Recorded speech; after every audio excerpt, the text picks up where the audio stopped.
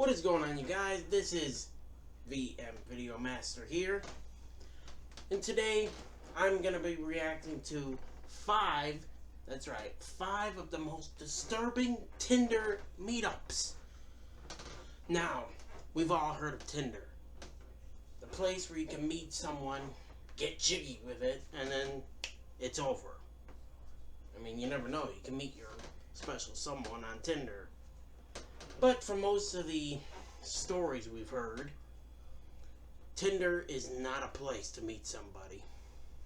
Trust me. I wouldn't know.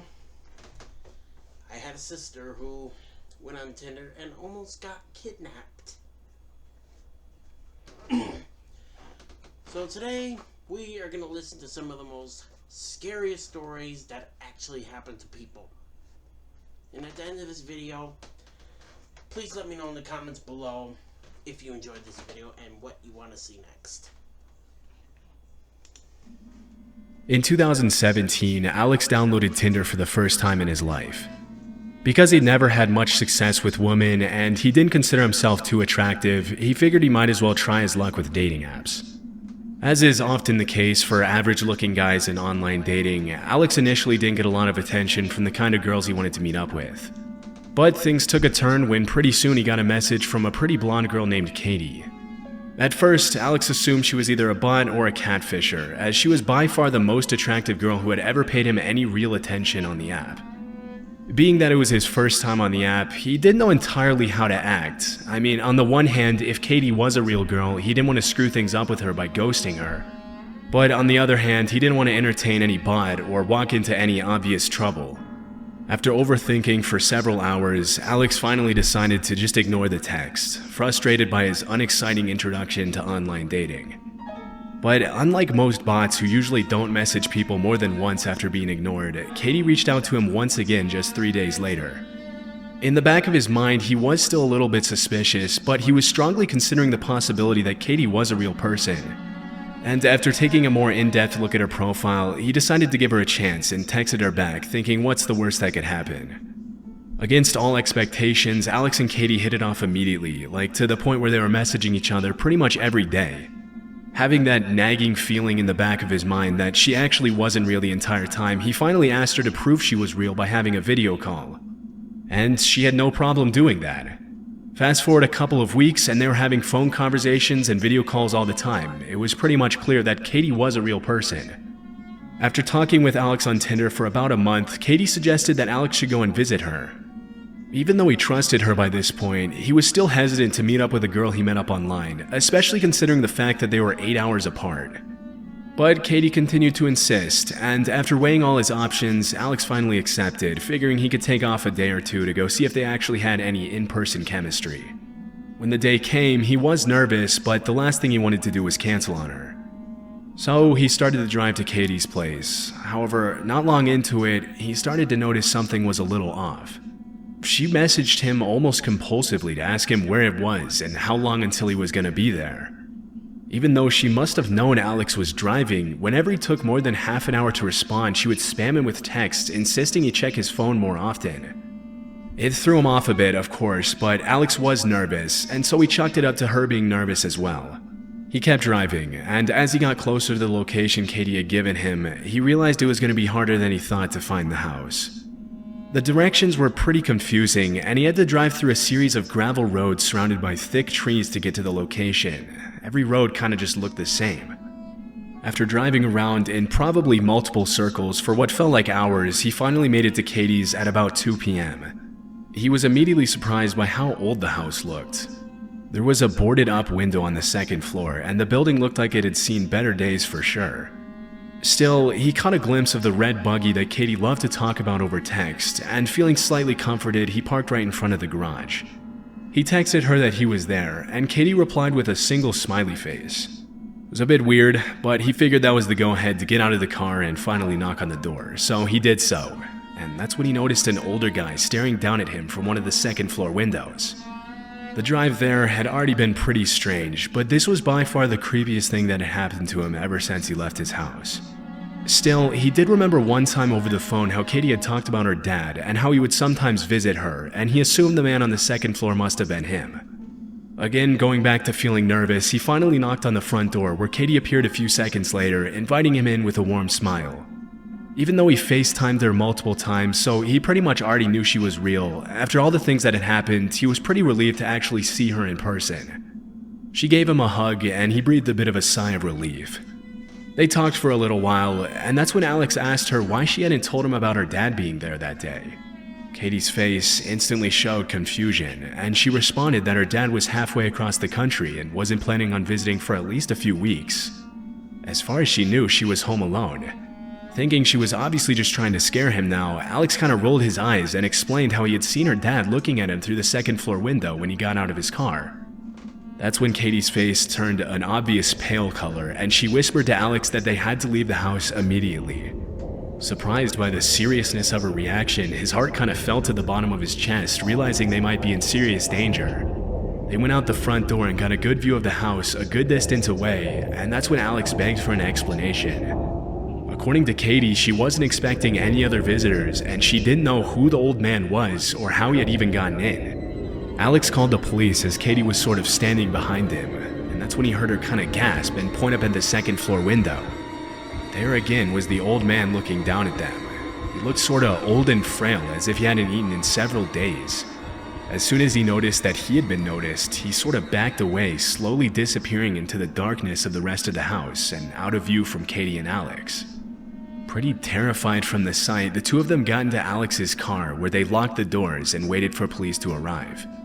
They didn't want to fully leave the premises because they wanted to be there when the police arrived, but they also wanted some sort of safety to protect them if any sort of danger came their way from this man. 2 police officers arrived about 30 minutes later. They happily searched the entire house from top to bottom. However, they didn't find anything, except the back door hanging wide open, but the man himself was nowhere to be seen inside the house. The cops couldn't really do anything at that point, so they kind of just told the two to go back inside and make sure all the doors and windows are locked and to call them back if anything else happened. They left, and Katie, pretty understandably, was too scared to spend the night alone, and so Alex agreed to stay with her downstairs on the couch to avoid going to the second floor. Katie explained how her dad owned a shotgun, and so the two of them grabbed it and put it by their side as they sat there. They sort of tried to fall asleep, and a couple hours later, Katie actually managed to do so. But Alex sort of felt an obligation to protect her, and so he remained awake watching TV with the shotgun now on his lap. Ever since the cops had left, the night was going pretty peacefully, and Alex, kind of forgetting about what had all happened, he even thought he might still have a chance with Katie the next day. But at around 2 a.m., Alex started to hear the sound of a doorknob being turned in the upstairs kitchen. Horrified, he tightened his grip on the shotgun, determined to scare away whoever was trying to get into the house. He slowly walked up the stairs to the kitchen, where he turned on a light so his presence would be known. He pointed the shotgun at the door that was making the noise, and to his horror, on the other side of the glass door, he saw the same frail-looking old man from earlier that afternoon. For a guy who was blatantly breaking and entering, the man looked shocked to see Alex, but after a couple of seconds, he turned around and ran off into the woods once again. He immediately went downstairs to wake up Katie and told her what had happened, and called the cops for the second time that day. Again, they took about 30 minutes to arrive, and this time, instead of searching just the house, they also searched the surrounding woods. However, the old man again was nowhere to be found. All they could do this time was suggest to Katie and Alex to go sleep somewhere else for the night, as obviously this house was not safe. Realistically, Alex realized that they probably should have done this after the first time of seeing him, but he was kind of just going along with Katie. Obviously, he realized this wasn't the best first date, but he was just happy that the two of them were okay. The cops left, and so Alex and Katie sort of said their goodbyes, and Katie went to go spend the night at her friend's house. Alex hung around for a little while longer to call his brother and tell him about what had happened. A few minutes later, sitting in his car on the phone with his brother and about to pull away, he saw someone move out of the corner of his eye. He noticed it was the same old man standing in front of the house watching him. He put the pedal to the floor and told his brother what was happening, sort of as it was happening. After he got off the phone with his brother, he debated calling Katie and telling her what had happened. He didn't really want to, knowing that it might scare her, but ultimately he decided he probably should. Although he did end up going on a couple of dates with Katie after that, he said he never fully got over the incident, and they eventually broke things off. According to Alex, Katie never went back to that house alone.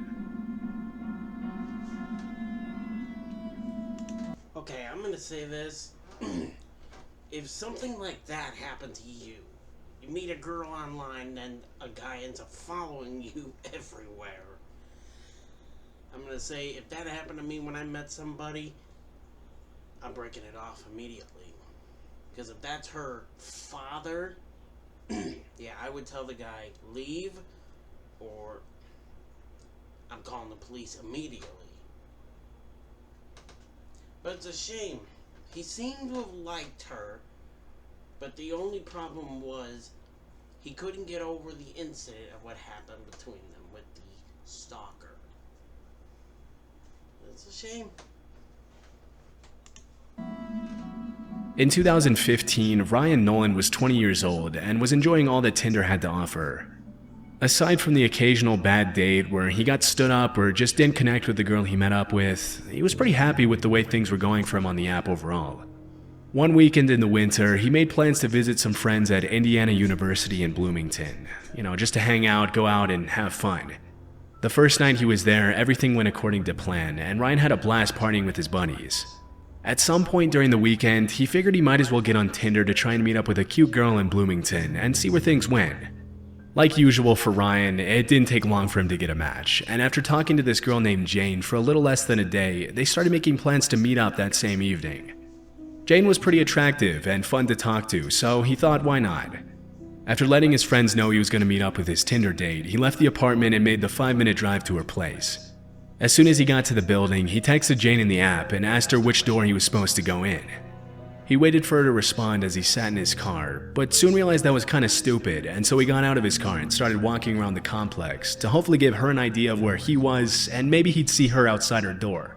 After a while, as he was walking, Jane finally responded, and Ryan finally could walk to the right door. He stepped in front of it and texted her back to meet him at the door and let him in, assuming the door would be locked. Keep in mind, it was about 10 p.m. in the dead of winter. He looked back and forth from his phone screen to see if she responded, back to the door to see if she was answering it. That's when he noticed movement from the corner of his eye coming from one of the windows. He took a better look and saw what looked like 4 different people looking at him through the blinds.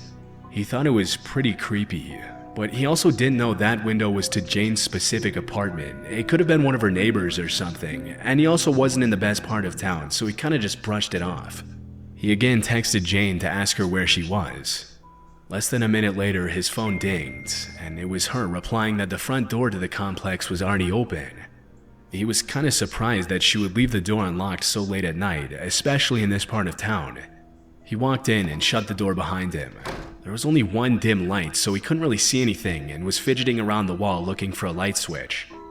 Almost immediately, he heard a voice behind an apartment door whisper, "He's right outside the door."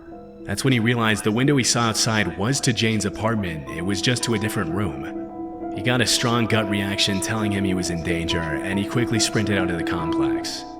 Now running, he went to his car and hightailed it out of there as fast as he could. The whole way back, he couldn't stop thinking about what would have happened to him had he continued further, thinking some sort of Jane was actually in there. He was starting to realize that Jane probably didn't exist at all, and that thought alone sent shivers down his spine. When he got back to his friend's place, he explained everything to them about what had happened, but they ultimately didn't really take him that seriously and kind of assumed he was just overreacting about the whole thing. A little later that evening, they went and got a few beers, and right before he went to bed, he got an ominous text from Jane saying, "Where did you go? I've been waiting for you all night." Immediately, he blocked the number and went to sleep. He never found out who exactly was waiting for him in that apartment, but if one thing's for sure, he knew it wasn't a girl named Jane. Now let me just tell you guys this. I actually went through something like that. I went through almost 10 catfish. That is a catfish. Those are, if you saw one of my recent videos of examples of a romance scammer and a catfish, that is a romance scammer, what they do. A pedophile or any type of person will pretend to be a female to lure you away from people who can help you any way they can. That is something I went through almost 10 times.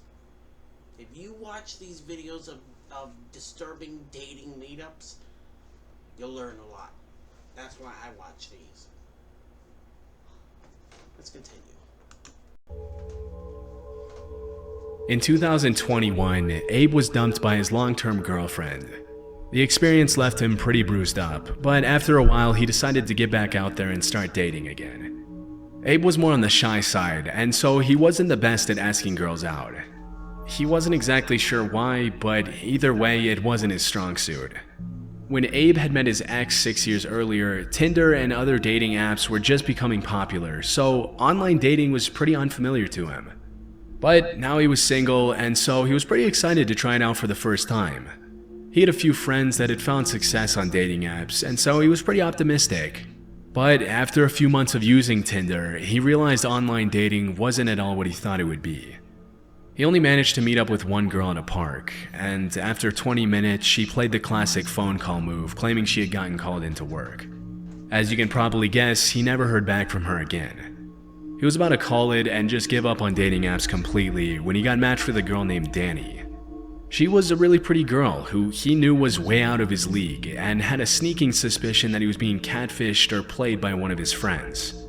He'd heard many stories of catfishing, and at one point he thought for sure Danny was going to be some 50-year-old dude. But because he didn't have many other options, and he was thrilled at the small possibility of Danny being who she said she was, he continued to talk to her anyway. They talked for a few days and finally agreed to meet at a local park, which Abe thought would be a perfect spot for a first date. There was this big lake in the middle and a series of trails that went all around the lake, which he thought would be pretty romantic. They agreed to meet up at 5 p.m. when the both of them had gotten off of work. A little after 5, she messaged him saying she was walking to the pavilion where all the picnic tables were. He looked over to his left out of his car window, and sure enough, there was the girl from the Tinder pictures. She was actually real. A newfound nervousness knowing that she was actually real, Abe got out of the car and walked up to her. They were able to talk for a few hours and actually had some pretty good chemistry between the two of them. Abe honestly couldn't believe he was pulling it off. Later that evening, as their talk was starting to wrap up, they decided to go for a walk on one of the trails, not wanting to end the date, and even though it was starting to get dark out, they decided to do it. Normally, Abe would never have agreed to walk in the dark with a stranger he had just met online. But he felt calm with Danny for some reason. He trusted her. They even held hands, and for the first time since he had been dumped, Abe felt something special. They walked for a long time along the lake until it was pretty much completely dark, at which point Danny suggested that they turn around and start making their way back to the parking lot. For the first few minutes, the walk back was perfect. They had a few more good conversations, and it felt like the chemistry was continuing to grow. However, that's when things took a turn for the worse. They weren't far from the parking lot when Abe noticed what looked like a man standing in the walkway, just watching them from a distance. The guy was just standing there, which obviously wasn't normal, and he could barely see him from the distance, so he started to wonder if it was just his imagination. He didn't say anything to Danny at first, but as they got closer, with the help of the faint light of the moon shining through the trees, he realized it was a person. Danny froze before Abe could say anything, and that's when he asked her if she could see the man, and she said that she could. That's when Danny shouted at the man and asked him if he needed anything, but the man just continued to stand there, staring at them. Abe was a bit taken aback by this, thinking they should just sneak away rather than make some giant scene about it. He thought this would put them at a better chance of being attacked, but he also didn't want to seem too scared in front of Danny. He tried to write off the whole thing as some idiot trying to play a joke on them, doing his best to hide the fear in his voice as he also yelled out. Danny reluctantly nodded towards the man, ensuing that they should keep going. And so Abe did so. He walked with her. He continued to pray that the man was just playing a joke on them, or that he would just turn around and leave them alone. But the guy didn't move at all. To make matters worse, they could now clearly see that he was concealing something behind his back. When they were about 10 feet away from him, the man finally moved his hands from behind his back and pointed a hunting knife at them. In a low and rough voice, he commanded them to turn around and put their hands above their head.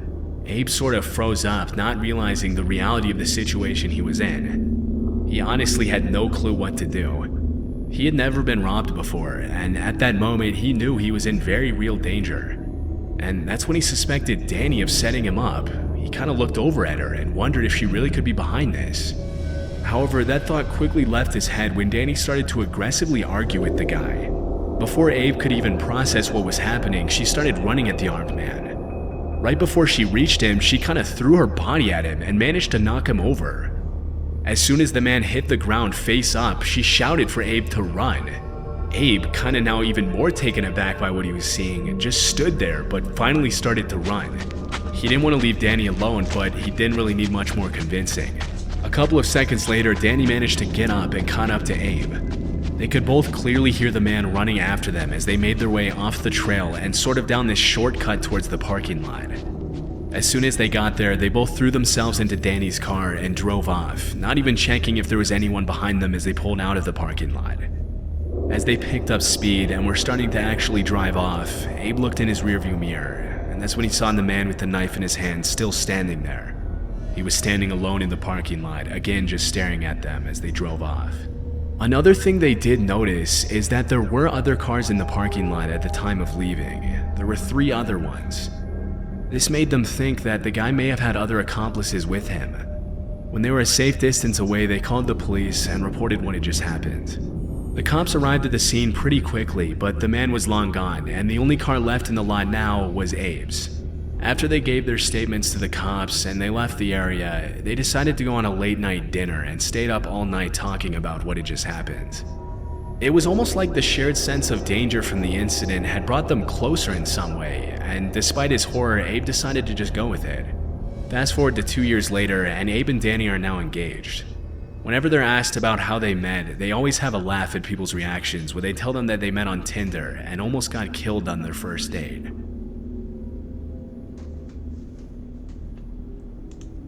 Okay, let me just say this.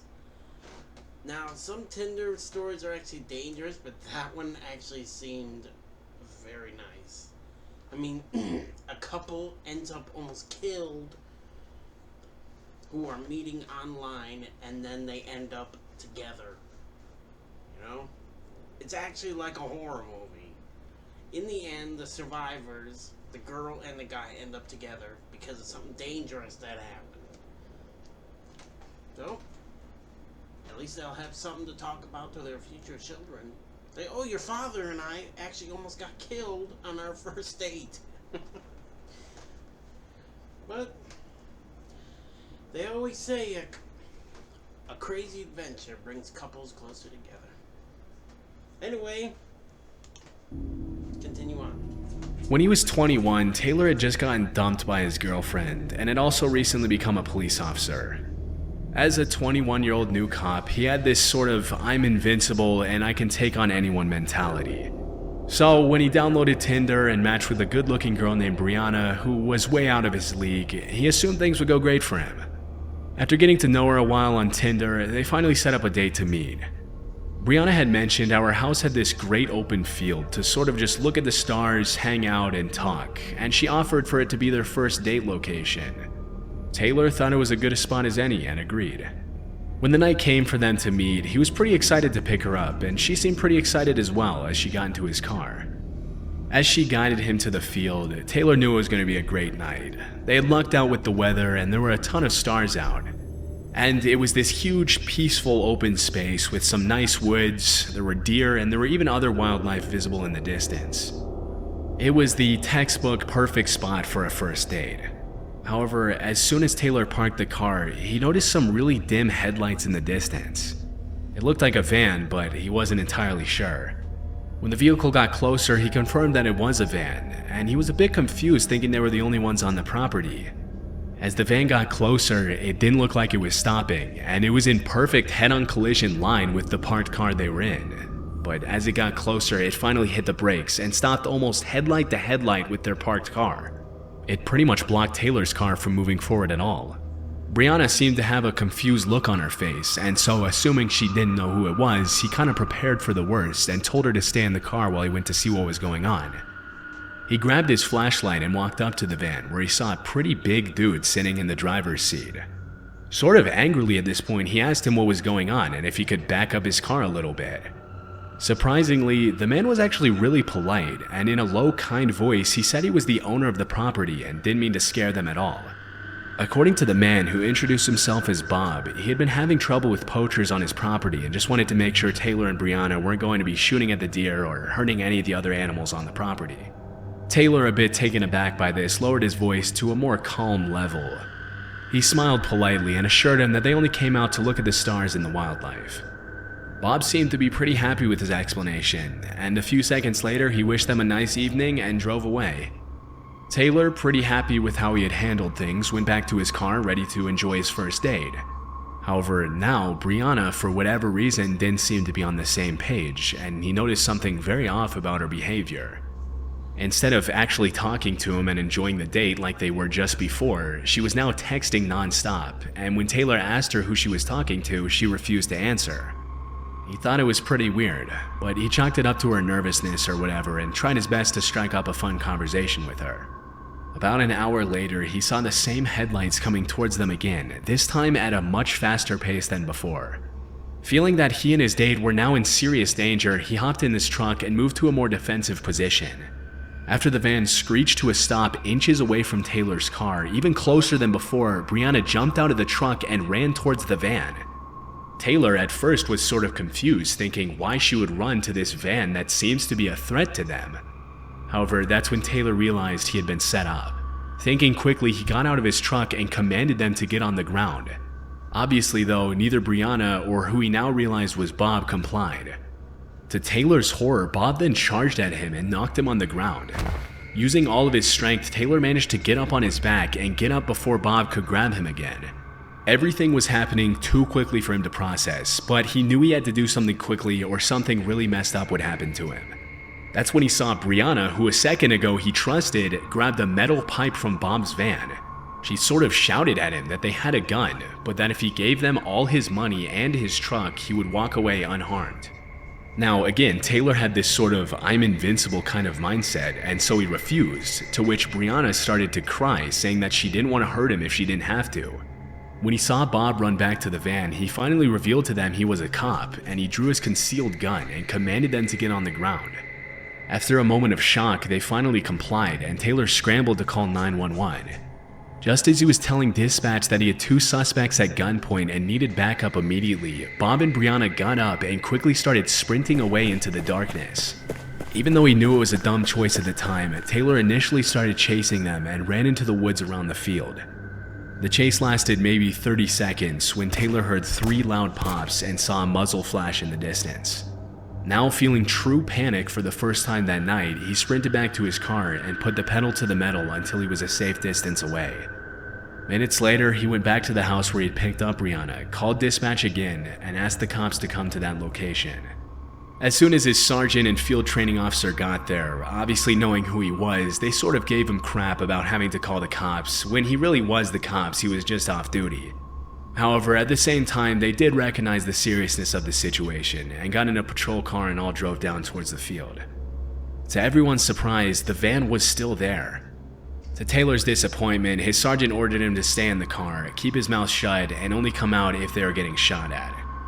Although the sergeant and training officer didn't find any sign of Bob or Brianna, they did find drugs in the center console of the car. But that wasn't all they found. When they came back to the patrol car, they weren't doing any more joking around, and the both of them looked pale and horrified at what they had just seen. They told Taylor to follow them back to the van, and after peering inside, he saw several knives, duct tape, lighter fluid, a decent amount of rifle ammo, handcuffs, and what looked to be dried blood. In the front passenger side, they found an AR-15 style rifle and 2 more handcuffs. The atmosphere obviously immediately changed as the 3 of them looked at each other wide-eyed. The team called for backup, and a few minutes later detectives arrived at the scene, which is where it was revealed that the plates were stolen and that the van had been reported stolen a few weeks prior to the incident. Taylor does still get picked on by his supervising officers about the incident to this day, but he's just happy no one got hurt. Since that night, he never went back to online dating again.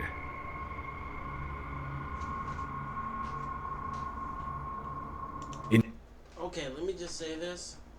So you end up meeting this nice girl online, and then she ends up being a serial killer with her brother or boyfriend, whoever he was. That's the part they didn't say. But I am gonna say one thing. That's one of the one things, Tinder is not that popular anymore. All those apps for sex. That's what Tinder mostly is. Just sex. all those apps like Adult Friend Finder, Tinder, all those apps are just apps for sex. I mean, if you watch Family Guy, you'll know. But I am going to say one thing. Now, I've been single for almost 8 years. Now, I want to meet that special someone one day. Hopefully. But not that way. Not that way. I'm not going to go through what most of these guys went through. Anyway, let's see the last one. In 2019, Sabrina matched with a guy on Tinder named Nick, who she thought was really cute. Because she'd had plenty of good experiences using dating apps in the past, her guard was a little down, and she rarely let her friends know what she was doing, who she was with, or where she was. For the first couple of dates with this guy, they went to get coffee or on walks outside. After about 2 weeks of dating, Sabrina decided she really liked Nick. He was friendly, good looking, he was funny, he had his life together, and they also had great chemistry together. For their third date, Nick suggested that Sabrina should come over to his place to have some wine. Feeling safe and comfortable enough to be alone with this guy at this point, Sabrina agreed. When the night of their date finally came, she went over to Nick's house, excited to get to know him even better. The two joked around for a bit and started talking like on their previous dates. After a while, Nick poured her a glass of wine. At this point, Sabrina thought things were going really well and she felt comfortable in his company. However, after a while, at about 8 p.m., Sabrina started feeling a little funny. She felt almost sleepy and a little weak. She had trouble stringing a sentence together. Now, in the past, Sabrina had been roofied once before at a college party, and so she immediately recognized the effects as soon as they kicked in. But at the exact same time, now realizing the danger of the situation she was in, she pretended she was feeling fine. From her past experience, she knew she only had a few minutes before she passed out and was left vulnerable and at the mercy of this man that she thought she could trust. She knew she had to do something, and so at around 8:15, Sabrina told Nick as quickly and energetically as possible that she needed to use the bathroom, trying her best to make it seem as if nothing was off. Fortunately, Nick didn't seem to notice anything strange about her behavior, and once she was inside the bathroom, she locked the door immediately and called the police. As Sabrina sat there, her surroundings starting to blur, she told them that she had been drugged and that they needed to come get her out before something terrible happened. Less than a minute after giving the cops Nick's address and hanging up the phone, she was completely out. But because she was still under the effects of the drug, she felt herself slide in and out of consciousness during this time.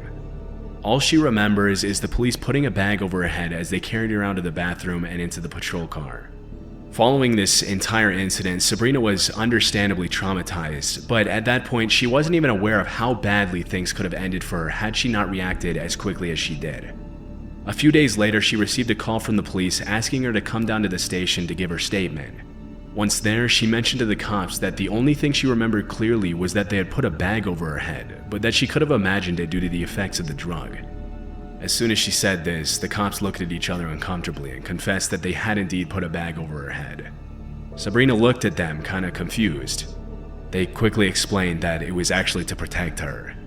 When they walked into the apartment, they saw that Nick had set up something extremely disturbing for her in the living room, and that seeing it would have been too traumatizing for Sabrina. She immediately felt a shiver go down her spine. Because Nick was thrown in jail following the incident, she never found out what exactly he had prepared for her. However, she kinda sees this as a good thing. After this whole nightmare, Sabrina deleted Tinder and vowed never to go back to online dating again. Well, I'm gonna say this. That one was one of the most confusing. So she meets a guy online. He ends up drugging her.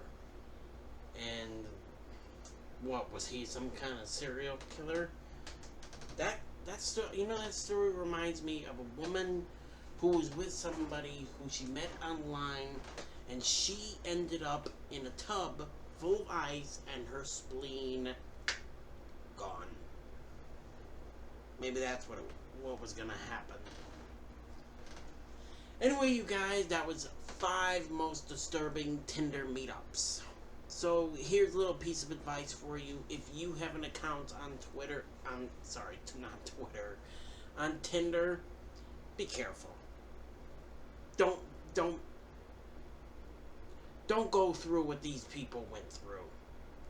Me, you'll never find me on Tinder. Ever. Because one thing, it's too expensive.